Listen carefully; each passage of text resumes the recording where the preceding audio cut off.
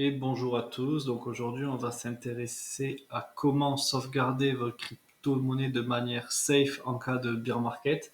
Donc cette manière, c'est le Ledging KuCoin. Si vous connaissez pas KuCoin, c'est une plateforme de trading un peu comme Binance, mais qui a beaucoup plus de crypto-monnaies, notamment des crypto-monnaies nouvelles. Donc ça peut être intéressant pour trouver la petite pépite.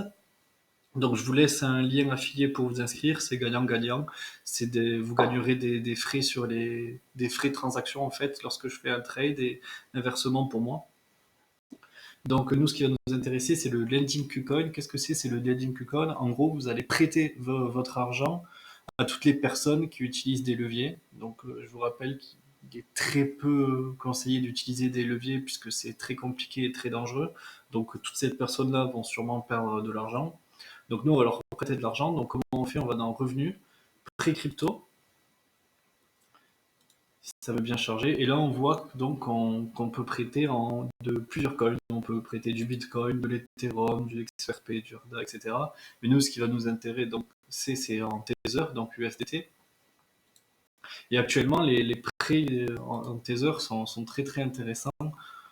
On remarque notamment qu'on a un taux optimal par jour, donc ça c'est par jour de 0,176%, ce qui est très très intéressant, ça revient environ à un taux à l'année de 60%, c'est très intéressant.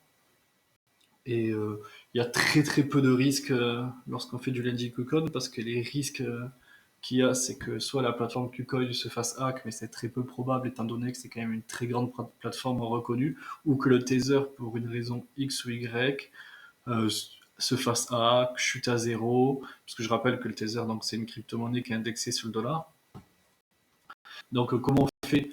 On remarque qu'on a notre argent, donc on va la laisser bloquer donc nos Tether pendant plusieurs jours, donc soit 7 jours, 14 jours ou 28 jours. Évidemment, plus le nombre de jours sera élevé, plus le taux d'intérêt sera intéressant. On a aussi donc l'auto-lending. L'auto-lending, en gros, c'est à chaque fois que vos jours sont finis, ça va remettre automatiquement en prêt vos USDT, donc ce qui peut être intéressant en cas de bear market pour pas revenir tous les 14, 7 ou 28 jours, remettre à chaque fois l'argent une fois qu'elle a fini en lending.